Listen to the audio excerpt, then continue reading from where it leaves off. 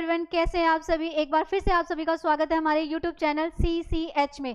CCH में आज CDP की हमारी दूसरी क्लास है। जैसा मैंने आपको बताया था कि लास्ट क्लास जो हमारी कॉग्निटिव डेवलपमेंट की हुई थी वो बहुत ही स्कोरिंग हुई थी। मैंने कम से कम आपको 150 में से 10 to 12 मार्क्स की वेटेज की वो थ्योरी कराई। वैसे ही आज की क्लास भी हमारी बहुत ही वेटेज वाली होने वाली है। आज की क्लास जो है वो ग्रोथ एंड डेवलपमेंट की है। आज हमने देखना है कि हमारा जो डेवलपमेंट और जो ग्रोथ एंड डेवलपमेंट है, यानी कि विकास के अंदर ग्रोथ का क्या रोल है, और मैं थोड़ा सा यहाँ पे कनेक्ट करूंगी डेवलपमेंट को लर्निंग से। हम पेडागोजिकल पॉइंट ऑफ व्यू से देखेंगे कि लर्निंग और डेवलपमेंट में दोनों में क्या रिलेशन है। लेकिन टॉपिक हमारा सिलेबस के अकॉर्डिंग चलेगा, लेकिन सिलेबस से हटकर भी आना है। तो मैंने आपसे कहा कि मैं डेवलपमेंट को कनेक्ट करूंगी किससे, लर्निंग से। तो चलिए आगे बढ़ते हैं। क्या जानने की जरूरत है हमें लर्निंग में, क्या कौन कौन से कैसे क्वेश्चंस आएंगे, ये पूरी क्लास में आपको विद इसका जो हम कंसेप्ट तो पढ़ेंगे ही पढ़ेंगे, साथ में हम इसके क्वेश्चंस को भी क्या करेंगे, प्रैक्टिस करेंगे, जो कि हमारे इस किस्म में आए, जो प्रीवियस ईयर्स में आए हुए हैं। तो बिना टाइम वेस्ट किए हुए अपना क्लास स्टार्ट करते हैं। जैसा कि मैंने आपको बताया कि आज की क्लास जो है हमारी ग्रोथ एंड डेवलपमेंट की है। कनेक्शन देखना है। पहले क्या आपको डेवलपमेंट का मतलब पता है, या डेवलपमेंट में हम किन किन पार्ट्स को इंक्लूड करते हैं। पहले तो आप ये जानिए, जब भी हम डेवलपमेंट की बात करते हैं, डेवलपमेंट तो है हमारा ऑल ओवर डेवलपमेंट होता है। उसमें सोशल है, मोरल है, स्पिरिचुअल है, लैंग्वेज है। बट बेसिकली अगर हम डेवलपमेंट को डिवाइड करें तो हम 4 पार्ट्स में डिवाइड करते हैं। एक हम डिवाइड करते हैं कॉग्निटिव डेवलपमेंट, जिसे हम मेंटल डेवलपमेंट भी कह सकते हैं। दूसरा डेवलपमेंट हमारा जो होता है लैंग्वेज डेवलपमेंट, जिसे हम भाषा विकास भी कहते हैं। और तीसरा डेवलपमेंट हमारा सोशल डेवलपमेंट, जो सामाजिक विकास है। और एक और बहुत ही इंपॉर्टेंट डेवलपमेंट, जिसे मैं फिजिकल डेवलपमेंट ना बोलकर मैं उसे क्या बोलूंगी, मोटर डेवलपमेंट। क्योंकि स्कूल में जो बच्चे होते हैं जिसका पेपर हम दे रहे हैं 1st to 5th and 6th, उनके डेवलपमेंट को फिजिकल डेवलपमेंट नहीं बोला जाता है, उनके डेवलपमेंट को मोटर डेवलपमेंट बोला जाता है। तो हम कह सकते हैं कि आज की क्लास में हमें जो डिस्कस करने हैं, ये जो मेन 4 हमारे डेवलपमेंट है, इनको डिस्कस करना है। पहले पैटर्न समझ लें। जैसे मैंने आपको बताया कम से कम 4 to 5 या 6 मार्क्स का ये पार्ट हमारा रहने वाला है। यानी कि इस जो एक टॉपिक आज मैं आपको करा रही हूँ, कम से कम 4 से 5 मार्क्स के क्वेश्चन सिर्फ इसी एक टॉपिक से आने हैं। तो हमने क्या कहा कि ये क्या है, हमारा 3 पार्ट्स में हम इसको डिवाइड करेंगे। यानी कि ग्रोथ एंड डेवलपमेंट में हमें क्या क्या पता होनी चाहिए। एक तो हमें इनके स्टेजेस पता होनी चाहिए कि जो मानव विकास है वो कितनी अवस्थाओं से होकर जाता है। दूसरा, एज अ टीचर मुझे ये पता होना चाहिए कि जब मैं स्कूल में या टीचिंग कर रही हूँ तो मुझे किन किन रूल्स का, किन किन प्रिंसिपल्स का पालन करना है, जिसे हम सिद्धांत या नियम भी कह सकते हैं। यानी कि वृद्धि और विकास से जुड़े हुए कौन कौन से ऐसे प्रिंसिपल्स हैं। जैसे आपसे पूछा जाए, जो विकास हेड टू टो होता है, सिर से पैर की तरफ होता है, उसे आप सेफेलोकॉडल कहते हैं या प्रॉक्सिमोडिस्टल कहते हैं। अब अगर आपको सेफेलोकॉडल एंड प्रॉक्सिमोडिस्टल कॉडल का मतलब ही नहीं पता तो आप आंसर नहीं निकाल सकते। देन ऐसे ही हमारे बहुत सारे हैं क्वेश्चंस हैं। जैसे क्वेश्चंस आया कि जो सेंटर टू आउटसाइड होता है, सेंटर टू आउटसाइड मतलब अंदर से बाहर की ओर जो विकास होता है, उस विकास का क्या नाम है। तो कुछ इस तरह की जो नॉलेज है वो हमें सारा प्रिंसिपल वाला पार्ट देगा। यानी कि एक पार्ट में हम स्टेजेस को समझेंगे, एक पार्ट में हम प्रिंसिपल्स को समझेंगे, और एक पार्ट में हम उन फैक्टर्स को समझेंगे, उन इन्फ्लुएंस फैक्टर्स को समझेंगे जो हमारे वृद्धि व विकास को डेवलप को क्या करते हैं, इफेक्ट करते हैं। आपको पता है हमारा जो डेवलपमेंट है वो 2 ही चीज़ों से मिलकर बनता है, हेरिडिटी एंड प्लस इन्वायरमेंट। यानी कि मानव विकास में 2 ही चीज़ों का रोल है, एक वंशानुक्रम का और एक वातावरण का। तो हम यहाँ पर role of heredity and environment को भी डिस्कस करेंगे। यहाँ पर एक क्वेश्चन ऐसा है जो हमारा 2011 में जब पहली बार सीटेट हुआ था, तब से लेकर हर 2 साल बाद हमारा जो लास्ट प्रीवियस पेपर हुआ है उसमें भी क्वेश्चन आया कि ग्रोथ एंड डेवलपमेंट जो है उसमें क्या 50% role heredity and 50% role environment का होता है। एंड देन एक और स्टेज हमें स्टेटमेंट दी गई होती है कि growth and development are joint product and both product of heredity and environment. आपने बताना है इन दोनों में से कि कौन से स्टेटमेंट ठीक है। हमें क्या लगता है कि एक मानव विकास 100% है, उसमें 50% रोल हेरिडिटी का होता होगा और 50% इन्वायरमेंट का होता है। बट ऐसा नहीं होता। अगर ऐसा होता तो हम 50% अपने पेरेंट्स जैसे होते, हम अपने पेरेंट्स जैसे कुछ कुछ होते हैं, और जैसा इन्वायरमेंट सीखने का हमें मिला है वैसा इन्वायरमेंट हमारे पेरेंट्स को नहीं मिला। तो जब हमारा इन्वायरमेंट और हेरिडिटी सेम नहीं है तो डेवलपमेंट सेम कैसे हो सकता है। इसी चीज़ को हम पूरा डिस्कस करेंगे किसके अंदर, जब हम फैक्टर्स जो है डिस्कस करेंगे। तो मैंने आपको बताया कि ग्रोथ एंड डेवलपमेंट को हम कितने पार्ट्स में समझेंगे, एक स्टेजेस, प्रिंसिपल्स एंड फैक्टर। तो सबसे पहले हम लेते हैं स्टेजेस।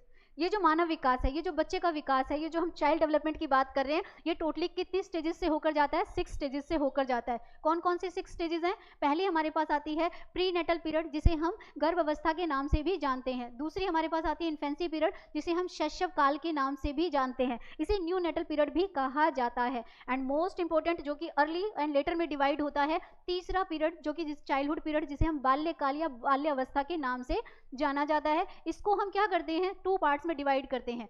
एक पार्ट जो होता है वो क्या कहलाता है, अर्ली चाइल्डहुड कहलाता है।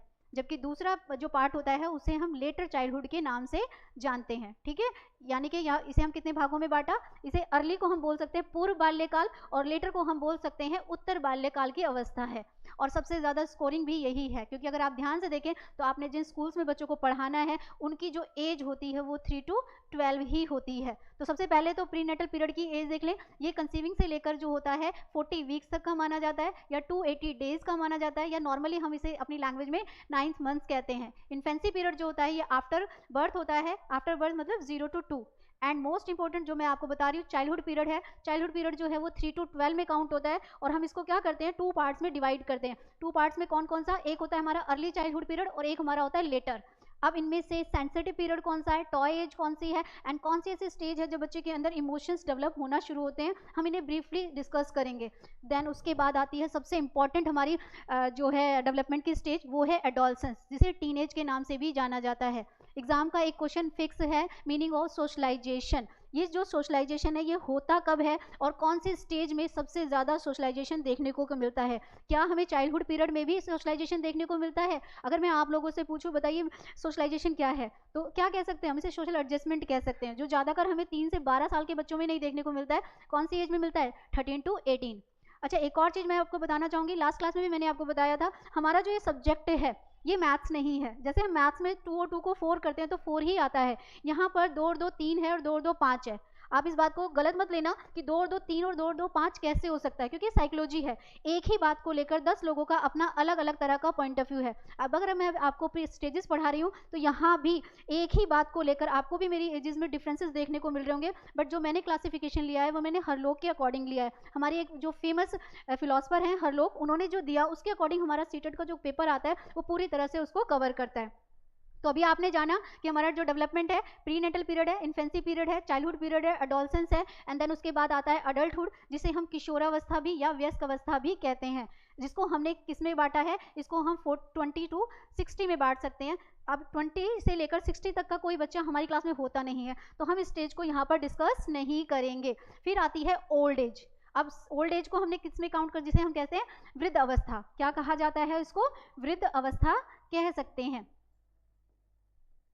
इसे क्या कहा जाता है, और इसे हम काउंट करते हैं 60 प्लस में। अब कौन कितना जिएगा ये तो हमें भी नहीं पता, तो एक जनरल क्लासिफिकेशन हमने लिया कि जो विकास है वो कितने भागों में बटा हुआ है। प्रीनेटल पीरियड है, इन्फेंसी पीरियड है, चाइल्डहुड पीरियड है। चाइल्डहुड पीरियड को 2 भागों में बांटा, अर्ली में और लेटर में। एक एडोलसेंस है, अडल्टहुड है एंड ओल्ड एज है। अब ये तो है जनरल क्लासिफिकेशन, पर क्वेश्चंस जो आते हैं बड़े ही इसके अंदर से ऐसा लगता है बहुत आसान है, पर इतना भी आसान नहीं है।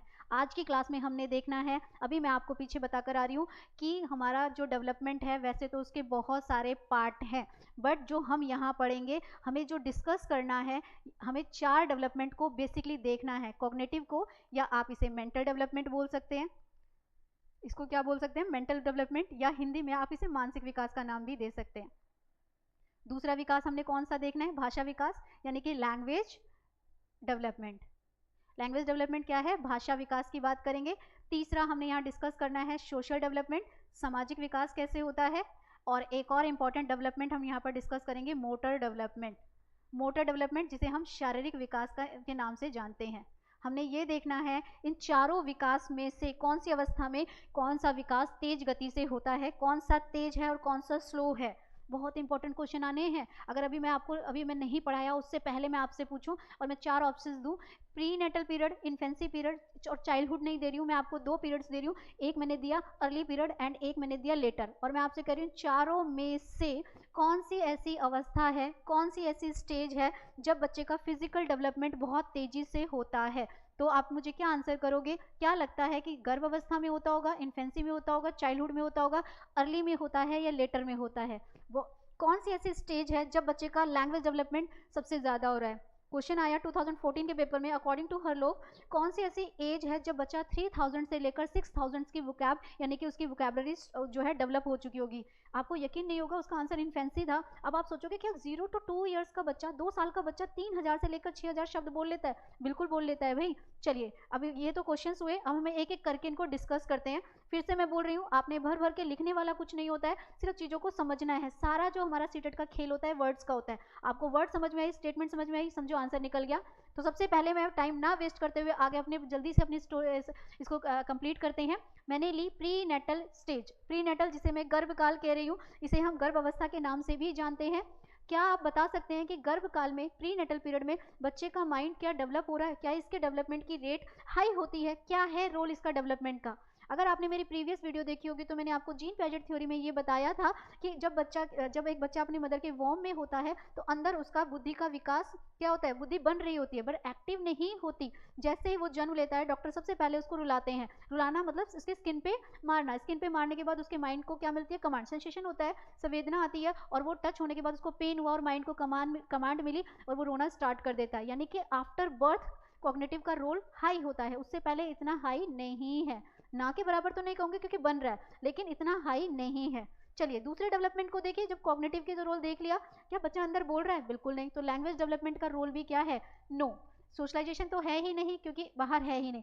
लेकिन एक डेवलपमेंट है जो बड़ी तेजी से बढ़ रहा है, बड़ी ही तेजी से हो रहा होता है, वो होता है मोटर डेवलपमेंट। मोटर डेवलपमेंट जिसे मैंने कहा कि छोटे बच्चे के डेवलपमेंट को फिजिकल डेवलपमेंट नहीं कहते हैं, उसके लिए क्या वर्ड यूज किया जाता है? Motor development. मोटर डेवलपमेंट आप ये देखिए, यहाँ पर एक पेन के डॉट जैसे ओवम से लाइफ स्टार्ट होती है। पहले वो 2 पार्ट्स में डिवाइड होती है, फिर वो 4 पार्ट्स में डिवाइड होती है, फिर वो लाखों करोड़ों सेल्स बनते हैं एंड देन जो मिक्स पार्ट जो बनता है उसके बाद से 9th मंथ में एक पूरा बेबी बनता है। 9th मंथ, देखिए जरा ध्यान से, हमने ही कहा 9th मंथ, नॉट 1 ईयर। यानी कि साल भर का भी समय नहीं लगा और एक बच्चा जो है फिजिकली बिल्कुल एक अडल्ट की तरह पूरा डेवलप हो जाता है। तो इसका एक स्पेशल फीचर क्या है? अगर मैं बात करूँ तो इसका स्पेशल फीचर ये है कि यहाँ पर मोटर डेवलपमेंट सबसे तेज होता है अकॉर्डिंग टू, मतलब बाकी जो हमारे डेवलपमेंट उनके अकॉर्डिंग क्या है, यहाँ पर डेवलपमेंट जो सबसे तेजी से हो रहा है वो है मोटर डेवलपमेंट। चलिए दूसरी स्टेज लेते हैं, इन्फेंसी, आफ्टर बर्थ, जन्म के बाद। आपको पता है जन्म के बाद तो एकदम से फिजिकल तो बढ़ता ही बढ़ता है ना। तो एक जैसे ही बच्चा बर्थ करता है उसको उठाना, उसे गोदी में लेना बड़ा मुश्किल है, लेकिन 3 मंथ्स के बाद हम देखते हैं उसकी बॉडी में कंट्रोल आ रहा है। 4, 5, 6 वीक्स में मतलब बेबी बच्चा जो होता है वो बैठना शुरू कर देता है। 7, 8 महीने का बच्चा इंडिपेंडेंटली खड़ा होना शुरू करता है और साल भर तक आते आते क्या होता है, वो चलना शुरू कर देता है। यानी कि फिजिकल डेवलपमेंट की रेट यहाँ भी हाई है, फिजिकल डेवलपमेंट की रेट यहाँ भी हाई है। लेकिन अगर मैं इन दोनों को कंपेयर करूं, यहाँ पर ईयर में हो रहा है, यहाँ पर मंथ्स में हो रहा है, तो हमारा आंसर फिक्स नहीं होगा, हमारा आंसर स्टेटमेंट पे डिपेंड करेगा। हमें सिर्फ अभी अंडरस्टैंडिंग लेनी है कि इन्फेंसी पीरियड में भी मोटर डेवलपमेंट तेजी से होता है। अभी मैंने आपको कहा था हमारी एक थिंकर है जिनका नाम क्या है, हरलोक है। हरलोक ने कहा कि 2 साल का बच्चा जो है 3000 से लेकर 6000 की जो उसकी वोकैबुलरी होती है वो उसकी डेवलप होती है। यानी कि 3000 से लेकर 6000 तक के शब्द एक बच्चा आसानी से बोल लेता है। अब आप सोचोगे कि 2 साल का बच्चा इतने सारे शब्द कैसे बोलता होगा? बोलता है भाई, वो जो छोटे छोटे नेमिंग वर्ड्स यूज़ कर रहा है, अगर आप उनके वोकैब को जोड़ने बैठो तो आप पाओगे कि उनकी शब्दकोश कितना है, उनकी वोकैबुलरी कितनी हो गई है। 3000 से लेकर कितनी पाई जाती है? 6000 के शब्द के आसपास पाई जाती है। चलिए बाकी सोशलाइजेशन अभी घर तक सीमित है, प्राइमरी फैक्टर उसका फैमिली ही बनती है। बाकी और डेवलपमेंट की बात करूँ, लैंग्वेज की मैंने बता दी, सोशल की बता दी, मोरल की। कॉग्निटिव पार्ट एक्टिव है भाई, लेकिन कॉग्निटिव पार्ट को एक्टिव करने में जो रोल है वो किसका है? सेंसेस का है। यहाँ पर आप याद रखिएगा, बिफोर बर्थ बच्चे का माइंड अंदर डेवलप हो रहा होता है, लेकिन आफ्टर बर्थ सेंसेस की हेल्प से वो क्या करता है, बच्चे का माइंड जो है वर्क करना, एक्टिव होना शुरू हो जाता है। तो हमने 2 स्टेजेस देख ली, प्रीनेटल और इन्फेंसी। तीसरा हम लेते हैं चाइल्डहुड पीरियड। चाइल्डहुड पीरियड जिसे बाल्यकाल भी कहा जाता है, बहुत ही इंपॉर्टेंट है ये। इसमें सबसे पहले तो मैं आपको बताया, मैंने इसको हमने 2 पार्ट्स में डिवाइड किया, एक अर्ली चाइल्डहुड और एक लेटर चाइल्डहुड।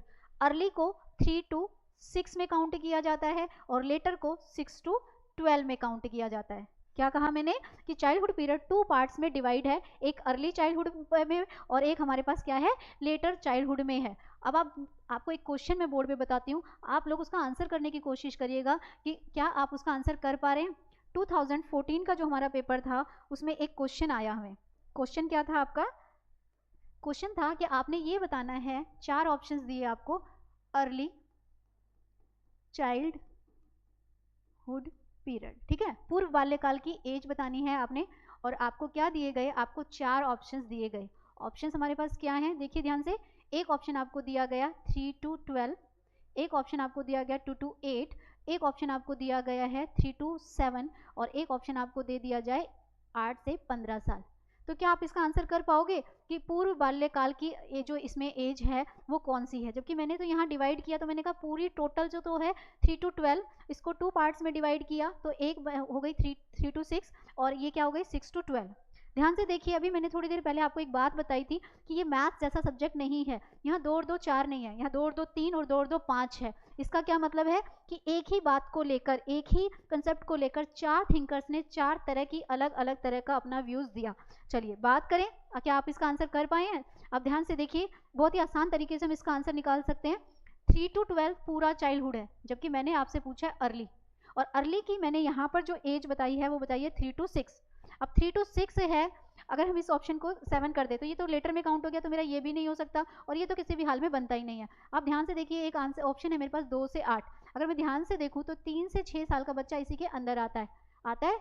मान लीजिए अगर हम यहाँ पर 4 लोग बैठे हैं और हम में चारों में एक डिबेट हो जाए कि अर्ली के बच्चे को किस एज में काउंट किया जाए, हम 4 लोगों का कंसेप्ट अलग अलग होगा, लेकिन साइकोलॉजिकल पॉइंट ऑफ व्यू से हम चारों सही भी नहीं है और चारों गलत भी नहीं है। यानी कि हमें पेपर में, आप देख रहे हैं पेपर देकर आते हैं तो आप ये पाते हैं कि रट्टाफिकेशन जैसा कुछ नहीं है, चीज़ों को समझना है और आंसर भी फिक्स नहीं है। सिर्फ हम अंडरस्टैंड करके जाएं तो ही हम सीटेट का पेपर निकाल सकते हैं और खासकर सीडीपी का पेपर निकाल सकते हैं।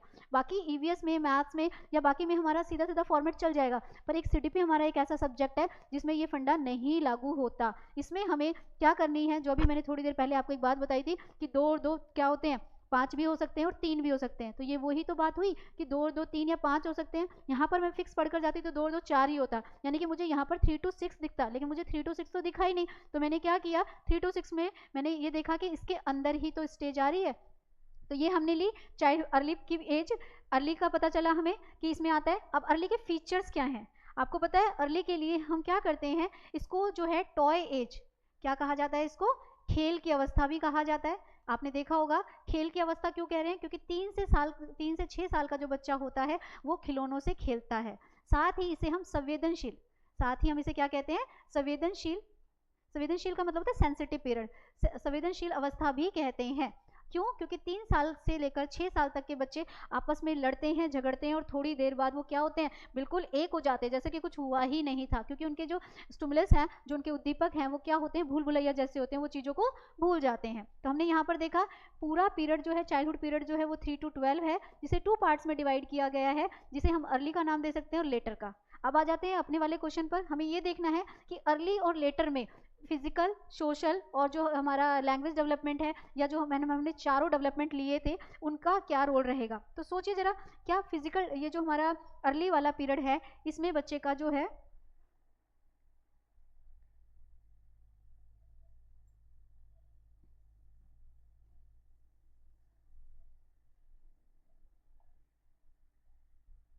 बच्चे का क्या रहता है, अर्ली में फिजिकल डेवलपमेंट तेजी से हो रहा है, बिल्कुल ग्रोथ एकदम से होती है। जिस बच्चे को हमने बिल्कुल छोटा देखा था, एकदम से वो हमें बड़ा दिखाई देता है। ठीक है, लैंग्वेज डेवलपमेंट भी ऑलमोस्ट डन होने वाला है, क्योंकि 3 to 6 का है, स्कूल जा रहा है, वोकैब उसकी स्ट्रॉन्ग हो रही है। सोशलाइजेशन, जहाँ पहले सोशलाइजेशन का प्राइमरी फैक्टर उसकी फैमिली थी, वहीं अब उसके सोशलाइजेशन का सेकेंडरी फैक्टर उसकी क्या बन गई है, स्कूल बन गया है। एंड देन उसके बाद अगर हम बात करें, ये हमारा फिजिकल और देख ही लिया, यानी कि कॉग्निटिव भी, क्योंकि स्कूल में वो ईवीएस, मैथ, साइंस सारे सब्जेक्ट्स पढ़ रहा है, यानी कि कॉग्निटिव भी है। तो हाई एंड स्लो को नहीं लेते हुए हम सिर्फ इतना देखेंगे कि अर्ली पीरियड को 3 to 6 में काउंट किया जाता है और इसे खिलौनों की अवस्था या संवेदनशील प्रक्रिया के नाम से जाना जाता है। यहाँ हमें ये ध्यान देना है, जैसे ही एज आती है 3 to 12 की, 11, 12 या 13 ईयर्स जो होते हैं वो लेटर कहलाते हैं, और इसमें डेवलपमेंट, खासकर फिजिकल डेवलपमेंट स्लो होने लगता है। गर्ल्स एंड बॉयज़ में हार्मोनल चेंजेस आने की वजह से उनकी हाइट, वेट जो है वो धीरे धीरे धीरे क्या हो जाता है, मैंने ये नहीं कहा कि बंद हो जाता है, पर क्या हो जाता है, स्लो हो जाता है। चलिए नेक्स्ट देखते हैं। नेक्स्ट स्टेज हमारी है एडोलसेंस, जिसे हम किशोरा अवस्था भी कहते हैं, या हम उसे किशोर अवस्था ही स्पेशली इसके नाम से जाना जाता है, या टीनेज के नाम से जानी जाती है। इसमें बाकी अगर मैं डेवलपमेंट की बात करूं तो ऑलमोस्ट लैंग्वेज डेवलपमेंट डन है, फिजिकल डेवलपमेंट ऑलमोस्ट डन है, मेंटल डेवलपमेंट ऑलमोस्ट डन है, क्योंकि 18 ईयर्स तक का बच्चा जो है वो स्कूलिंग यानी कि स्कूल अपना पूरा पास कर चुका होता है। यानी कि इसमें जो एक स्पेशल फीचर है वो है, सबसे इंपॉर्टेंट फीचर जो हमें एक बदलाव देखने को मिलता है, वो बदलाव, वो चेंजेस क्या है, सोशलाइजेशन, जिसे आप क्या कह सकते हो, जिसे आप समाजीकरण कह सकते हो। एक क्वेश्चन हमारा फिक्स है, मीनिंग ऑफ सोशलाइजेशन। सोशलाइजेशन क्या होता है, समाजीकरण क्या होता है? पेपर में एक पैडागोजिकल क्वेश्चन हर पेपर में डालते हैं, जरूरी नहीं है कि सीडीपी में भी डालें। आपको सोशल साइंस की पैडागोजी, ईवीएस पैडागोजी या मैथ पैडागोजी में कहीं ना कहीं या ज़्यादातर सोशल साइंस और ईवीएस में देखने को मिलता है मीनिंग ऑफ सोशलाइजेशन या समाजीकरण की प्रक्रिया क्या है। अगर मैं कहूँ कि समाज के द्वारा बनाए गए जो नियम होते हैं, उन नियमों के साथ जब हम आत्मसात करते हैं, इट मीन्स जब हम सोसाइटी के बनाए गए रूल्स एंड रेगुलेशंस के साथ एडजस्टमेंट करना शुरू कर देते हैं, तो वो हमारा क्या कहलाता है, वो हमारा सोशलाइजेशन कहलाता है। जो और वो कौन सी स्टेज में होता है, वो एडोलसेंस में होता है। चलिए आगे बढ़े। अडल्टहुड एंड ओल्ड एज, ये दो एज हमारी सिर्फ ह्यूमन डेवलपमेंट की स्टेज है, लेकिन ये हमें स्कूल में देखने को नहीं मिलती, तो हम भी इन पे टाइम वेस्ट नहीं करेंगे। हम सिर्फ ये देखेंगे कि जो अडल्टहुड है वो कितना है, 20 to 60 में काउंट किया जाता है, और जो ओल्ड एज है उसे मैं 60 प्लस में कर लूँगी काउंट। 60 प्लस इसलिए काउंट किया कि 60 के बाद कौन कितना जिएगा ये हमें नहीं पता, तो हम ये कह सकते हैं 60 प्लस जो है वो हमारी किस में आ जाती है, ओल्ड एज में आ जाती है। तो ये सारा तो हमने डिस्कस किया किसके, स्टेजेस को। अब बात करते हैं प्रिंसिपल्स की। प्रिंसिपल्स यहाँ पर जितने भी मैंने लिए हैं, कोई भी एक ऐसा प्रिंसिपल नहीं जो पैडागोजी में यूज ना होता हो। चलिए एक एक करके समझेंगे कि प्रिंसिपल्स क्या हैं। तो पहला प्रिंसिपल हमारे पास है प्रिंसिपल ऑफ कॉन्टिन्यूटी, यानी कि निरंतरता का सिद्धांत। अभी निरंतरता क्या कहती है भाई, निरंतरता का सिद्धांत क्या कहता है, निरंतरता का सिद्धांत कहता है कि विकास कभी ना खत्म होने वाला प्रोसेस है, यानी कि जो हमारा विकास है वो नेवर एंडिंग है। पर मैं यहाँ आपको एक बात बताना चाहूँगी, इसमें फिजिकल डेवलपमेंट को छोड़ दो, फिजिकल डेवलपमेंट को छोड़कर बाकी हमारे सभी विकास कॉन्टिन्यूस प्रोसेस है, नेवर एंडिंग प्रोसेस है। हम जन्म से लेकर मृत्यु तक ऑल टाइम कुछ ना कुछ सीखते रहते हैं। अब जरा देखो क्वेश्चन का पैटर्न देखना, जरा ध्यान से देखिएगा। आपके पेपर में जो क्वेश्चन आता है कुछ इस तरह से आता है। मैंने कॉग्निटिव में भी समझाया था, आज फिर से एक बार आपको बताती हूँ कि किस तरह से हमारा ये जो प्रिंसिपल्स हैं वो यूज़ होने हैं। ध्यान से देखिए, ये कुछ मैंने शेप्स बनाई इस तरह से,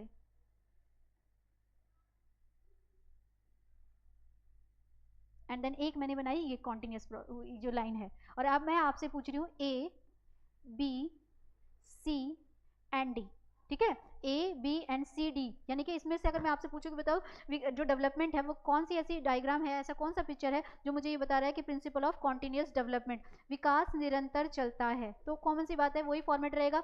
दो आंसर हमारे हमेशा गलत होते हैं जो हमें दिखाई दे जाते हैं, कंफ्यूजन जो रहती है वो दो में रहती है, बट मैं आपको पिछली क्लास पढ़ा चुकी हूँ तो शायद आपको नहीं होगी। याद रखिएगा, इस एरो का मैंने एंड नहीं किया, ये मेरी कॉन्टिन्यूस है, इसको मैं जितना चाहूँ बढ़ा सकती हूँ, ये नेवर एंडिंग है। तो ये वाली जो डायग्राम है, जो ए वाला ऑप्शन है, वो हमें प्रिंसिपल ऑफ कॉन्टिन्यूटी के बारे में बताता है कि विकास निरंतर चलता है, कभी ना रुकने वाली, वृद्धि को छोड़कर। याद रखिएगा, शारीरिक विकास एक लेवल पर आकर क्या हो जाता है, स्लो हो जाता है और हाइट वेट बढ़ना बंद हो जाती है, लेकिन बाकी डेवलपमेंट, चाहे आप कॉग्निटिव उठा लीजिए, चाहे आप लैंग्वेज उठा लीजिए, चाहे सोशलाइजेशन उठा लीजिए, चाहे मोरल डेवलपमेंट, वो जितनी जैसे जैसे हमारी एज बढ़ती जाती है वैसे वैसे वो हमारा डेवलपमेंट बढ़ता चला जाता है। लेकिन फिर ये क्या है भाई, ये हमारा है जीन पैजेट की कॉग्निटिव की stages, 0 to 2, 2 to 7, 7 to 11, 11 to 15।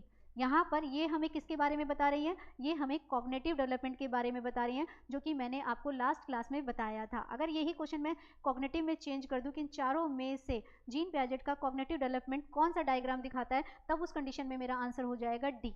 तो आपको पहला प्रिंसिपल समझ में आया। पहला प्रिंसिपल क्या कहता है, पहला प्रिंसिपल कहता है कि विकास निरंतर चलता है।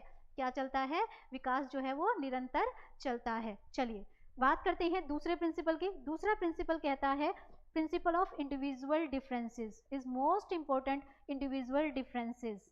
अगर मैं आप लोगों से पूछूं, क्या एक टीचर को सीटेट में पूछा, अनीता क्लास 3rd की या 4th की टीचर है और वो अपने क्लास में व्यक्ति क्या जो बोलते हैं व्यक्तित्व अंतर करती है, अंतर भी बोल सकते हैं, और हम यहाँ पर जो करेक्ट वर्ड होगा हम भिन्नता वर्ड यूज कर सकते हैं, क्योंकि हमने यहाँ पर क्या लिया है, डिफरेंसेस। क्या वो टीचर क्या कर रही है, अनीता अपनी क्लास 4th के बच्चों के बीच में क्या कर रही है, इंडिविजुअली डिफरेंसेस कर रही है। ऐसा करने का उसका क्या उद्देश्य है भाई, क्या वो इन बच्चों में क्या ऑलराउंड डेवलपमेंट करना चाहती है, क्या वो बच्चों के अंदर पार्शियलिटी कर रही है, बच्चों को अलग अलग कर रही है। क्या एज अ टीचर आप सोचिए, क्या एक टीचर को इंडिविजुअली डिफरेंसेस करने चाहिए। हमारे माइंड में क्या आता है, अगर हम पैडागोजिकल पॉइंट ऑफ को सही ढंग से ना समझे तो हम सोचेंगे टीचर इंडिविजुअली डिफरेंसेस कैसे कर सकती है, और उसे करना भी नहीं चाहिए। लेकिन मैं आपसे कह रही हूँ कि as a pedagogical point of view हमें as a teacher individually differences करने चाहिए। क्यों, क्योंकि इंडिविजुअली डिफरेंसेस बताते हैं कि हर बच्चा अपने आप में अलग है, हर बच्चा अपने आप में अलग है, तो विकास एक जैसा कैसे हो सकता है। जब मुझे ये पता है कि डेवलपमेंट यानी कि डिफरेंसेस हैं, हर बच्चा अपने आप में अलग है, तो विकास कैसे? जैसे फॉर एग्जांपल अगर स्कूल में कोई डांस कंपटीशन होता है या साइंस कंपटीशन होता है या ड्राइंग कंपटीशन होता है, तो टीचर उसी बच्चे को ड्राइंग में या साइंस में या मैथ्स कंपटीशन में भेजती है जो बच्चा उस सब्जेक्ट में अच्छा होता है। क्या उस बच्चे को मैथ्स में भेज दे जिसका डांस अच्छा है? नहीं। वो टीचर यहाँ क्या कर रही है? वो इंडिविजुअली डिफरेंसेस कर रही है, क्योंकि उसे पता है हर बच्चा क्या है, अलग है। अगर एज अ टीचर ये हमें बात पता हो कि बच्चे में क्या होती है, भिन्नताएं पाई जाती हैं, व्यक्तिगत भिन्नताएं पाई जाती हैं, हर बच्चा अपने आप में यूनिक है, अगर ये चीज़ हमें पता चल गई तो हम अपनी पूरी क्लास का डेवलपमेंट यानी कि ऑल राउंड डेवलपमेंट कर सकते हैं। तो अब हमें पता चला कि इंडिविजुअली डिफरेंसेस करने चाहिए। इंडिविजुअली डिफरेंसेस क्यों करने चाहिए? इसलिए नहीं कि हम जेंडर वाइज अलग होता है कि गर्ल्स एंड बॉयज़ का भेदभाव। अंजलि से आंसर नहीं मिला तो मैंने कहा राहुल आप ही बताओगे, ये गलत है, ये नहीं करना है। लेकिन क्लास में चाहे अंजलि हो या राहुल हो, मुझे ये पता होना चाहिए कि अंजलि में क्या एबिलिटीज़ हैं और राहुल में क्या एबिलिटीज़ है, और मैं उसके अकॉर्डिंग ही उन बच्चों को उनका डेवलपमेंट कराऊँ। अगर मैं ऐसा करा रही हूँ तो मैं कौन से वाले प्रिंसिपल का ध्यान रख रही हूँ? मैं रख रही हूँ इंडिविजुअली डिफरेंसेस। तो हमने देखा प्रिंसिपल ऑफ कॉन्टिन्यूटी ने हमें बताया कि विकास निरंतर चला, लगातार चला। वहीं इंडिविजुअली डिफरेंसेस ने ये बताया कि हर बच्चा अपने आप में अलग है। तो as a primary as a secondary teacher हमें भी बच्चों के बीच इंडिविजुअली डिफरेंसेस करने चाहिए। आप इसे नेगेटिव में काउंट ना करके पॉजिटिव में काउंट करिए, क्योंकि हम पैडागोजी पढ़ रहे हैं और एज अ टीचर हमारी अंडरस्टैंडिंग को डेवलप करता है। अगर मुझे पता ही नहीं है कि इंडिविजुअली डिफरेंसेस का मतलब क्या है, तो मैं ये सोचूंगी ये तो भेदभाव हुआ। ये भेदभाव नहीं है भाई, ये कहता है कि हर बच्चा अपने आप में यूनिक है, हर बच्चे के अंदर गॉड गिफ्टेड कुछ ना कुछ स्किल्स हैं। तो एज अ टीचर मुझे उन्हें पहचानना है, तो मैं पहचानूंगी कब? जब मुझे खुद को डिफरेंसेस का पता होगा। चलिए आगे बढ़ते हैं। आगे हम क्या करेंगे, हम हमारे जो प्रिंसिपल थर्ड और फोर्थ है यानी कि दो प्रिंसिपल्स को हम एक साथ समझेंगे। एक साथ कैसे समझेंगे? एक यहाँ पर वर्ड यूज किया गया पैटर्न, ठीक है, और एक वर्ड जो है यहाँ पर यूज किया गया रेट। क्या यूज किया गया? एक पैटर्न और एक वर्ड यूज किया गया रेट। पैटर्न को हम क्रम कहते हैं और जो हमारा रेट है वो क्या होती है? दर होती है। पहले पैटर्न को समझ लें। पैटर्न में फॉर एग्जांपल हम फिजिकल डेवलपमेंट को लेते हैं। देखिए चाहे गर्ल हो या बॉय हो, दोनों का फिजिकल डेवलपमेंट एक जैसा होता है। आफ्टर बर्थ जैसे एक लड़के का डेवलपमेंट होता है वैसे ही एक लड़की का भी डेवलपमेंट होता है। दोनों ही बच्चे चाहे गर्ल हो या बॉय हो पहले अपनी गर्दन को बैलेंस करते हैं, देन उसके बाद वो बैठना शुरू करते हैं, फिर इंडिपेंडेंटली खड़ा होना शुरू करते हैं, एंड देन एंड में चलना शुरू करते हैं। या आपने कभी ये डिफरेंस देखा है कि लड़का पैदा हुआ है तो वो दौड़ना शुरू कर देगा, लड़की पैदा हुई है तो पहले जो है वो टाइम लगाएगी? ऐसा कुछ नहीं है। लेकिन हम क्या करते हैं, हम ये देख रहे हैं कि दोनों का जो डेवलपमेंट है वो हेड टू टो चल रहा है। दोनों का ही प्रोसेस क्या रहता है? सेम रहता है। कैसे रहता है? हेड टू टो में रहता है, सिर से ऊपर की तरफ रहता है। लेकिन हमने ये देखा कि कुछ बच्चे 8 महीने में चलना शुरू कर देते हैं, जबकि कुछ बच्चे 10 महीने लगा देते हैं, कभी 11 महीने लगा देते हैं, कभी कभी इससे भी ज़्यादा टाइम लगा देते हैं। ध्यान रखिएगा, जो दोनों बच्चों में सेम है, जो दोनों बच्चों में सेम है वो क्या कहलाता है? वो कहलाता है पैटर्न। क्या कहलाता है? वो पैटर्न कहलाता है। क्या कहलाता है? पैटर्न, जिसे हम क्रम कहते हैं। जबकि हमारा दोनों में जो डिफरेंसेस हैं, आप मैंने अभी बताया कि एक बच्चे ने जल्दी चलना सीखा, एक बच्चे ने देर से चलना सीखा, एक बच्चे ने 8 महीने का टाइम लिया तो एक ने पूरे 12 महीने का टाइम लिया। अब ये जो दोनों में अलग अलग है, दोनों में जो डिफरेंसेस हैं, जो दोनों में अलग अलग प्रोसेस है, वो हमारी रेट कहलाती है। इसका एग्जाम्पल अगर मैं टीचर स्टूडेंट का दूँ तो एक टीचर की क्लास में चाहे गर्ल हो या बॉय हो, वो सेम तरीके से पढ़ाती है। ऐसा तो नहीं है कि बॉयज़ के लिए उसकी पॉलिसी अलग होती है और गर्ल्स के लिए अलग होती है। सेम दोनों ही बच्चों को A to Z वो सेम सिखाती है। जो सेम सिखा रही है वो उसके सिखाने का सीक्वेंस है, वो उसके सिखाने का पैटर्न है, जो कि क्या है? सेम है। लेकिन आपने देखा होगा जब एग्जाम्स होते हैं तो रिजल्ट दोनों का क्या आता है? अलग अलग आता है। अब ये जो अलग अलग आया, ये बच्चों की रेट थी, यानी कि सीखने की अपनी स्पीड थी, सीखने की क्या थी? दर, जो कि सबकी अलग होती है, जबकि पैटर्न सबका एक जैसा होता है। याद रखिएगा, पेपर में बड़ा कंफ्यूज कर देते हैं, उल्टा कर देते हैं, कहते हैं पैटर्न सबका अलग होता है, रेट सबकी सेम होती है। 3 स्टेटमेंट देकर एक गलत या 3 कैसे भी करके आपको पूछा जाता है, तो आप क्या करिए, एक को याद रखिए कि पैटर्न सबका सेम है। पैटर्न कौन सा सेम है? जिसमें मैंने फिजिकल का आपको एग्जांपल लिया, हेड टू टो, यानी कि गर्ल और बॉय दोनों में ही डेवलपमेंट क्या है?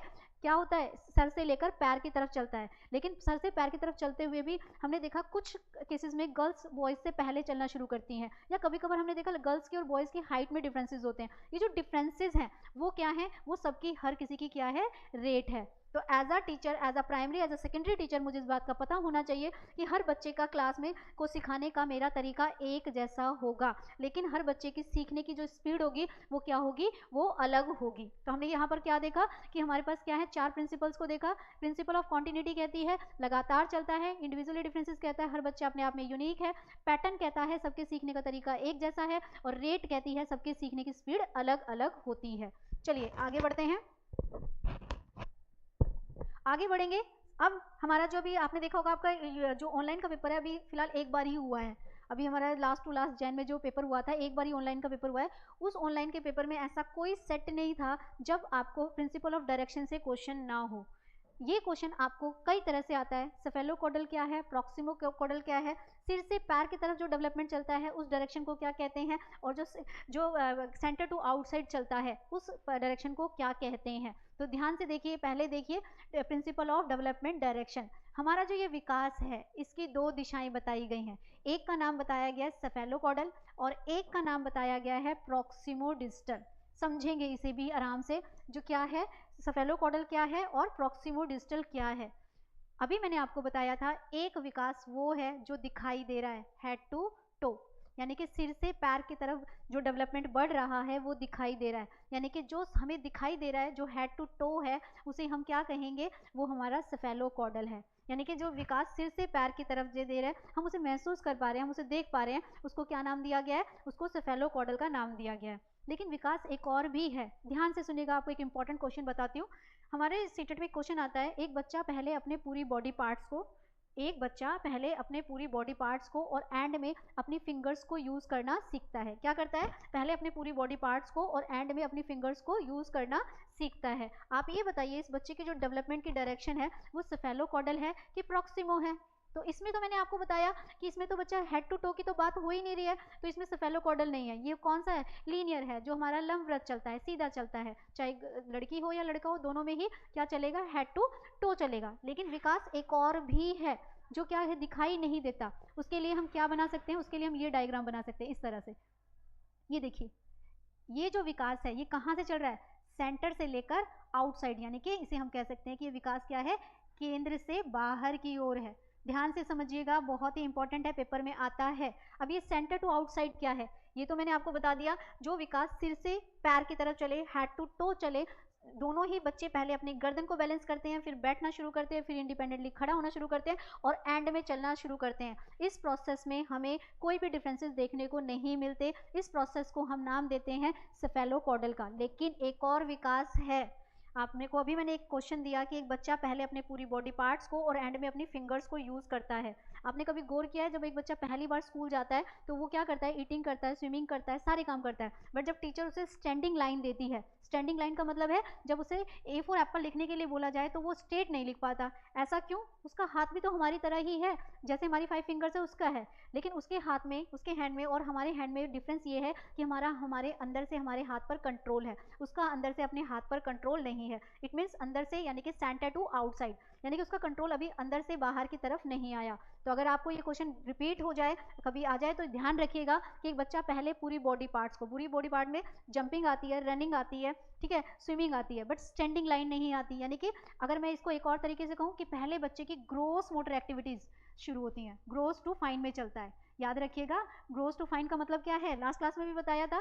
फाइन कौन सी होती है, F for fine, F for finger, F for fine, F for finger, जो भी काम हमारी फिंगर्स से होता है उसे हम फाइन मोटर स्किल कहते हैं। जबकि फिंगर्स को छोड़कर जब पूरी बॉडी वर्क करती है तो हम उसे ग्रोस मोटर एक्टिविटी काउंट करते हैं। अगर पेपर में आपसे ये पूछ लें कि जो है ग्रोस टू फाइन चलने वाली डायरेक्शन कौन सी है, तो आप आसानी से बता सकते हो जो सेंटर टू आउटसाइड है, क्योंकि ग्रोस में बाहर से विकास पहले होता है और अंदर से बाद में होता है। तो ये हमने क्या कहा कि हमारी कौन सी है, ये सेंटर टू आउटसाइड। पेपर में अगर बोले सेंटर टू आउटसाइड तब भी हमारा आंसर क्या रहेगा, प्रॉक्सिमो डिस्टल। देन केंद्र से बाहर रहे तब भी हमारा आंसर रहेगा proximodistal. And gross to fine में चले तब भी हमारा आंसर क्या रहेगा, प्रॉक्सिमो डिस्टल रहेगा। लेकिन विकास की वो अवस्था जो हेड टू टो चल रही है उसे हम सेफेलोकॉडल के नाम से जानते हैं। चलिए आगे बढ़े। अगला प्रिंसिपल थोड़ा बहुत ईजी है, ये जरूर करिएगा दोस्तों। 100% इसके 2 क्वेश्चंस आपके बनते हैं, कभी मैच द फॉलोइंग में, कभी इंडिविजुअली। लास्ट पेपर हुआ उसमें भी आया है, आप इसकी प्रैक्टिस करिएगा।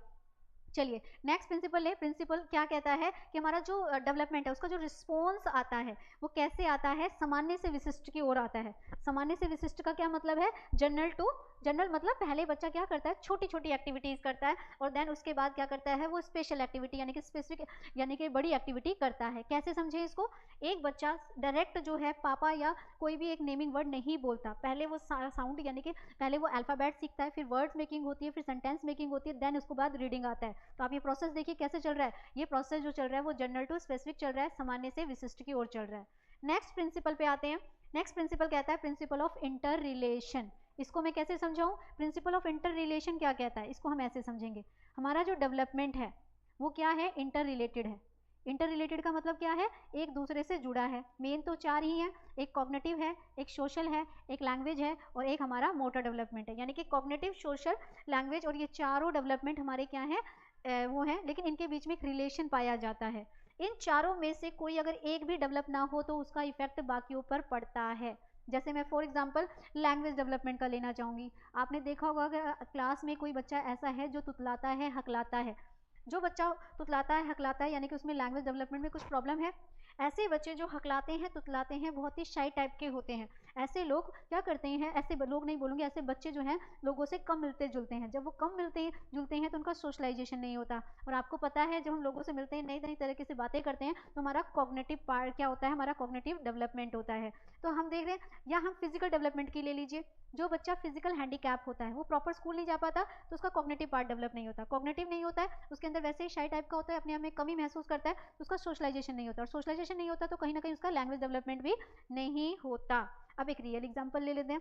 जिस दिन हमें फीवर होता है या हमारे हेड पेन होता है, हमारा जो हेड है वो तो हमारा मास्टर माइंड है, जिस दिन इसमें दर्द होता है तो समझो हम फिजिकली भी अपने आप को फिट नहीं मानते और ना ही किसी से बात करने का मन करता है, यानी कि लैंग्वेज डेवलपमेंट भी नहीं होता, और किसी से मिलने का मन भी नहीं करता, यानी कि सोशलाइजेशन भी नहीं होता। तो ये एग्जाम्पल हमें ये बताता है कि विकास हमारा आपस में जुड़ा हुआ है। चलिए, ये तो समझ में आया कि विकास आपस में जुड़ा हुआ है, लेकिन विकास में ये एकीकरण क्या होता है भाई, एकीकरण क्या है, जिसे मैं कह रही हूँ प्रिंसिपल ऑफ इंटीग्रेशन क्या है। बहुत बहुत बहुत इंपॉर्टेंट क्वेश्चन है, बड़ा ही कंफ्यूजिंग रहता है। अब हमें पहले रिलेशन तो समझ में आया कि विकास के सभी पार्ट्स आपस में एक दूसरे से जुड़े हैं, लेकिन इंटीग्रेशन ये बताता है कि एकजुटता, एकजुटता का मतलब होता है कंट्रोल। जैसे अभी मैंने आपको बताया यहाँ मेंटल, कॉग्निटिव, सोशल, लैंग्वेज आपस में जुड़े हैं। अब इसमें से मैं क्या करूँ, मैं फिर से एक लैंग्वेज का ही लेती हूँ, लैंग्वेज डेवलपमेंट को ही ले लेती हूँ, ठीक है। अगर एक बच्चा अपनी बात को कॉन्फिडेंस के साथ आपको कह पा रहा है, तो क्या आप उससे ये अंदाजा लगाकर ये कह सकते हो कि उसका लैंग्वेज डेवलपमेंट हो गया। एक बच्चा जो भी है अपनी प्रॉब्लम अपने इनवर्ड्स में बता पा रहा है, तो इतने से आप पता लगा लोगे कि बच्चे का लैंग्वेज डेवलपमेंट हो गया? नहीं, लैंग्वेज डेवलपमेंट क्या है, यूनिवर्सल प्रोसेस है, खत्म ही नहीं होता। जितने लोगों से, जैसे जैसे एज बढ़ेगी, जैसे जैसे लोगों से मिलोगे तो वो यूनिवर्सल होता जाएगा, उसमें आता जाएगा। लेकिन हमारा लैंग्वेज डेवलपमेंट तब माना जाता है जब हमारी लैंग्वेज पर हमारा कंट्रोल आ जाता है। यानी कि कंट्रोल मीन्स क्या है, एकजुटता। एकजुटता को ही हम इंग्लिश में क्या कहते हैं, इंटीग्रेशन कहते हैं। यानी कि एकजुटता का मतलब है कोई भी विकास तब तक पूरा नहीं माना जाएगा जब तक कि बच्चे का उस पर पूरी तरह से कंट्रोल ना आ जाए। अभी थोड़ी देर पहले मैंने आपको एक एग्जांपल दिया था कि आप प्राइमरी या सेकेंडरी लेवल के टीचर हैं, आपकी क्लास का एक बच्चा अपने पूरी बॉडी पार्ट्स को और एंड में फिंगर्स को यूज़ करता है। पूरी बॉडी पार्ट्स जो है वो फिजिकल डेवलपमेंट का एग्जांपल है। जब वो स्कूल में आया तो वो चल कर आया, दौड़ कर आया, उसको स्विमिंग करनी, तैरना आता है, लेकिन जब टीचर ने उसको स्टैंडिंग लाइन दी तो वो स्टैंडिंग लाइन नहीं कर पाया, यानी कि अभी उसकी उंगलियों पर, उसके हाथ पर उसका कंट्रोल नहीं आया। तो ये प्रिंसिपल हमें क्या बताता है कि कोई भी विकास तब तक पूरा नहीं होता जब तक कि बच्चे का उस पर पूरी तरह से कंट्रोल ना आ जाए। तो यहाँ हमने ये प्रिंसिपल्स डिस्कस किए। आगे बढ़ते हैं, आगे देखते हैं। अब आते हैं, बहुत मैंने अभी यहाँ स्टार्टिंग में आपको बताया था कि जब हमारा सीटेट 2011 में पहली बार हुआ था तब से ये क्वेश्चन आ रहा है और आज तक इसमें कन्फ्यूज़न ही है, बट आज नहीं होगी। पहले तो आप स्टेटमेंट को देखिए। मैंने कहा कि हमारा जो डेवलपमेंट है, जो मानव विकास का जो डेवलपमेंट है वो किससे बनता है, दो पार्ट से मिलकर बनता है। इसमें किस किस का रोल होता है, एक होता है हेरिडिटी का और एक रोल होता है इन्वायरमेंट का। हेरिडिटी जिसे हम वंशानुक्रम कहते हैं, क्या कहते हैं, वंशानुक्रम कहते हैं। और जो इन्वायरमेंट है जिसे आप वातावरण कह सकते हो। क्या आप जानते हो कि हमारे विकास में, क्या मैं ये बोलूँ कि विकास में 50% रोल हेरिडिटी का और 50% यानी कि 50% इन्वायरमेंट का होता है? क्या ये स्टेटमेंट मेरी ट्रू है? या मेरी वो स्टेटमेंट ट्रू है जो बोर्ड पे लिखी है कि growth and development is a joint product of heredity and environment. वृद्धि व विकास वंशानुक्रम और वातावरण का संयुक्त परिणाम है।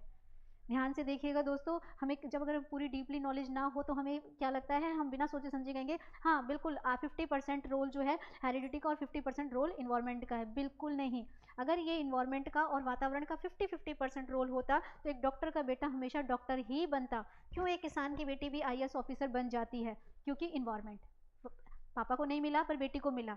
ठीक है, तो हमने कई केसेस में देखा है कि पेरेंट्स बहुत इंटेलिजेंट होते हैं पर बच्चा इतना नहीं होता। कई बार उल्टा होता है कि पेरेंट्स इतने नहीं थे, पेरेंट्स बहुत इंटेलिजेंट, बच्चा नहीं है। या हम ये कह सकते हैं कि ये बात तो सही है कि ये बोथ प्रोडक्ट है, बोथ प्रोडक्ट तो है।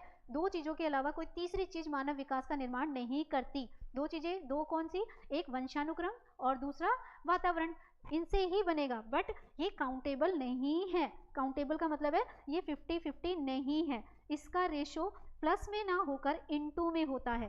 प्लस में ना होकर इनटू का मतलब है गुणा में होता है। जैसे मान लीजिए एक बच्चे का डेवलपमेंट 20% हुआ है, 20%, तो आप ये नहीं बोलोगे कि 10% उसे अपने फादर या मदर से मिला है, 10% जो है इन्वायरमेंट से मिला है। हम क्या करेंगे, कितना होता है, अगर मैं 20 को इंटू करूँ तो 5 4 जा 20, यानी कि इसमें से 5% हो सकता है हेरिडिटी का रोल हो और 5% रोल जो है इन्वायरमेंट का हो, तब जाकर उसका 20% विकास हुआ है। तो ये जमा में कहाँ हुआ, या योग में कहाँ हुआ, ये तो गुणज में हुआ। यानी कि अगर हमारे पास ये स्टेटमेंट दो आ जाए कि जो डेवलपमेंट है उसमें हेरिडिटी का 50% रोल और वंशानुक्रम का 50% रोल, ये वाली स्टेटमेंट मेरी सही है या मेरी ये वाली स्टेटमेंट सही है कि growth and development is the joint product of heredity and environment.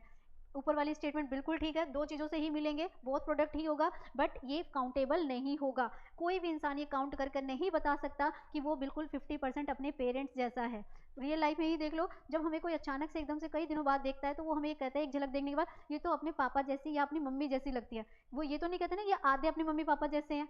हम हमारे पेरेंट्स जैसे कुछ कुछ होते हैं, पूरे नहीं, आधे नहीं होते हैं। हमने हमारे पेरेंट्स से कुछ गुण लिए होते हैं, सारे नहीं, आधे नहीं लिए होते हैं। तो आज के बाद ये याद रखिएगा कि growth and development joint product है, both product of heredity and environment, but countable नहीं है। चलिए आगे बढ़ते हैं, आगे बढ़े। अब बात करें, क्योंकि अभी एक और हम प्रिंसिपल ले लेते हैं, 9 प्रिंसिपल्स ले लिए थे, एक और प्रिंसिपल इसमें ऐड करें। क्या विकास की भविष्यवाणी की जा सकती है? हाँ जी बिल्कुल की जा सकती है, भविष्यवाणी की जा सकती है। भविष्यवाणी कैसे करोगे? हमें बच्चों के अंदर की कुछ क्वालिटीज़ उनके पहले ही ईयर्स में, यानी कि बाल्यकाल से ही दिखना शुरू हो जाता है। हाइट वेट दिखनी शुरू हो जाती है, कई बच्चों की हाइट स्टार्टिंग से पता चल जाती है कि काफ़ी होने वाली है। लैंग्वेज डेवलपमेंट पता चल जाता है, जैसे स्कूलों में पब्लिक स्पीकिंग होती है तो हम कहते हैं यार इसके अंदर बड़ा कॉन्फिडेंस है, ये बच्चा आगे जाकर कुछ ना कुछ करेगा, यानी कि हम भविष्यवाणी कर सकते हैं। चलिए हमने स्टेजेस भी देख ली, हमने प्रिंसिपल्स भी देख लिए, अब हम उन फैक्टर्स को डिस्कस करते हैं जो हमारे विकास को प्रभावित करते हैं। विकास को क्या क्या चीज़ें प्रभावित करती है, ग्रोथ एंड डेवलपमेंट को क्या क्या चीज़ें प्रभावित करते हैं। एक तो हेरिडिटी करती है, देखिए जेनेटिक जो पेरेंट्स से हमें मिला है वो करेगा ही करेगा। इसमें मैं कुछ डिजीज़ के नाम बताना चाहूँगी, जैसे कि डायबिटीज़ है, अगर पेरेंट्स से बच्चों को मिली है तो वो मिलेगी ही मिलेगी। इसमें बायोलॉजिकल कुछ अगर फैक्टर्स हैं जो हमें हमारे पेरेंट्स से हमारे अंदर आ गए हैं तो वो करेंगे ही करेंगे, उससे कोई नहीं बच सकता। यानी कि हमारे डेवलपमेंट को क्या करता है, वंशानुक्रम प्रभावित करता है, पर 50% नहीं करता। अभी ऊपर बताया 50% नहीं करता, करता है लेकिन 50 नहीं करता है। इन्वायरमेंट करता है, चोर चोर पैदा नहीं होता, चोर को चोर किसने बनाया, इन्वायरमेंट ने। अगर एक बच्चे को, हमारे पास जो है एक थिंकर है जिन्होंने कहा था कि बच्चे ना कच्ची मिट्टी की तरह होते हैं, आप जैसा इन्वायरमेंट उसको देते हो उसका डेवलपमेंट वैसा ही होता है। और हम तो देख ही रहे हैं कि ग्रोथ एंड डेवलपमेंट क्या है, बोथ प्रोडक्ट है, दोनों से मिलकर ही बनेगा। किससे, ग्रोथ और डेवलपमेंट किससे मिलकर बनेगी, हेरिडिटी से और इन्वायरमेंट से। तो हम जैसा इन्वायरमेंट बच्चे को देंगे बच्चे का डेवलपमेंट भी वैसा ही होगा। पोषण तो है ही, खाना पीना, ठीक है, तो जैसा हमारा खाना पीना होता है उसी हिसाब से ही बच्चे की जो ग्रोथ एंड डेवलपमेंट है वो भी उसको इफेक्ट करती है। बात करें आगे इंटेलिजेंस की, बुद्धि की, पहली बात तो ये याद रखिएगा, ये जो बुद्धि है, जो इंटेलिजेंस है, ये बच्चे को अंदर से कर रही है, यानी कि ये आंतरिक कारक है, इंटरनल फैक्टर है जो बच्चे को बाहर से ना कर कर अंदर से कर रहा है। यानी कि इंटेलिजेंस, अगर एक बच्चा गिफ्टेड पैदा हुआ है तो वो गिफ्टेड ही रहेगा। अगर एक बच्चा एवरेज वाला है तो आप उसे कितना भी चेंजेस कर लो, हम ये जो एक कहावत है ना कि बादाम खाने से दिमाग तेज होता है, ऐसा कुछ नहीं है। बादाम खाने से दिमाग सिर्फ एक्टिव हो सकता है, चेंज आप बदल नहीं सकते हो, क्योंकि ऑलरेडी एक गॉड गिफ्टेड है, इंटेलिजेंस हमारे अंदर से आती है और उसे कोई नहीं चेंज कर सकता। तो वो भी हमें क्या करती है, इफेक्ट करती है। तो हमने यहाँ पे कौन कौन से फैक्टर्स देखे, हेरिडिटी को लिया, इन्वायरमेंट को लिया, बाकी आप देख ही चुके हो, और फैक्टर्स को देखते हैं। चलिए और फैक्टर्स में हमारा जेंडर आता है। गर्ल्स और बॉयज़ के डेवलपमेंट में भी डिफरेंसेस देखने को मिलते हैं। आपको पता है गर्ल्स में और बॉयज़ में बहुत सारे बायोलॉजिकल फैक्टर्स की वजह से बहुत सारी चेंजेस होते हैं जो हम देखते हैं, और उसी हिसाब से ही हमारा क्या होता है, डेवलपमेंट भी होता है। एक ही सेम ही एज की आयु जो एज होती है उसमें गर्ल्स और बॉयज़ की हाइट वेट हमें अलग दिखाई देती है। उसी एज की कम ज़्यादा हो सकती है, कई बार बॉयज़ की कम हो जाती है, कई बार गर्ल्स की कम हो जाती है। चलिए एक और देखें, प्रजातियाँ क्या होती हैं। प्रजातियाँ होती हैं हमारी जो एक जनरेशन से लगातार चली आ रही है। इसका एग्जांपल दूँ मैं आप लोगों को, जैसे हमने कई बार ऑब्जर्व किया है कि जिनके पेरेंट्स घर में आए हुए गेस्ट की क्या करते हैं, जो है रिस्पेक्ट करते हैं, तो धीरे धीरे धीरे वो गुण ना उनके हर जनरेशन में आती है। हम मिलते हैं तो हम कहते हैं यार ये तो इनकी फैमिली का पुरानी वो चीज़ है। तो ये क्या है, प्रजातियाँ, यानी कि ईमानदार लोग हो गए, होनेस्टी हो गया या लॉयल्टी हो गया, ऐसे अगर क्वालिटीज़ पेरेंट्स में है तो उनकी जो आगे आने वाली जो जनरेशन होती है उनके अंदर भी ये क्वालिटीज़ आती हैं। चलिए अब एक इंपॉर्टेंट क्वेश्चन मैंने अपनी तरफ से लिया है जो कि हमारे सीटेट का क्वेश्चन है। आपसे सीटेट ने पूछा 4 क्वेश्चन थे। अब मैं क्वेश्चन तो घुमा फिरा के नहीं पूछूंगी, मैं आपसे सिंपल सा एक तरीका पूछती हूँ। क्या जो प्रेगनेंसी जो एक प्रेग्नेंट लेडी होती है और उस टाइम पे उसको जो इन्वायरमेंट अवेलेबल कराया जाता है, जो इन्वायरमेंट यानी कि जो वातावरण हम उसको देते हैं, तो क्या वो उसके बच्चे के डेवलपमेंट को इफेक्ट करता है, और अगर वो करता है तो अंदर से करता है कि बाहर से करता है। पहले तो अपने माइंड में ये क्वेश्चन करिए कि जो इन्वायरमेंट अवेलेबल हुआ है वॉर्म ऑफ दी मदर, यानी कि जो बच्चा गर्भ में है और माँ को जो हम इन्वायरमेंट अवेलेबल करा रहे हैं, क्या वो बच्चे के विकास को प्रभावित करेगा? बिल्कुल करेगा। लेकिन क्या आंतरिक करेगा या बाह्य करेगा? बाहर से कर रहा है या अंदर?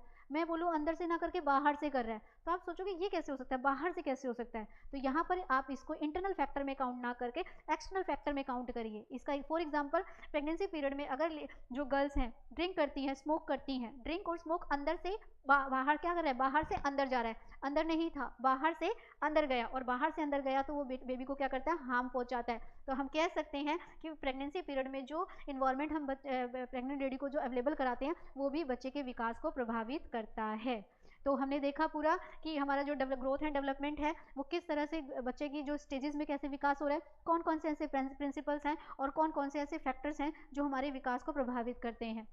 चलिए तो ये आज हमारा सेकंड टॉपिक हुआ growth and development. Next class में मैं आपको जो है वाइगॉट्स्की की सोशो कल्चर थ्योरी कराऊंगी, लेकिन उसके साथ में थोड़ा सा पेडागोजी का पार्ट भी कराऊंगी कि लर्निंग एंड डेवलपमेंट में जो है क्या कनेक्शन है। ठीक है, तो आपको ये वीडियो अच्छी लगी हो तो वीडियो को लाइक करिएगा। और एक और मैं आपसे रिक्वेस्ट करना चाहूँगी, क्योंकि ये हमारा जो क्लासेस स्टार्ट हुई हैं, मैं चाहती हूँ कि ये आप इसे ज़्यादा से ज़्यादा शेयर करें। देखिए आप जिसे ज़्यादा से ज़्यादा शेयर करेंगे तो आप उन लोगों की हेल्प कर पाएंगे जो किसी कारण से जो है सीटेट का पेपर कई सालों से लगे हुए हैं पर कर नहीं पाए। तो कर भला तो हो भला, प्लीज़ आप इस वीडियो को जितना ज़्यादा से ज़्यादा शेयर कर सकें आप इसे शेयर करिए।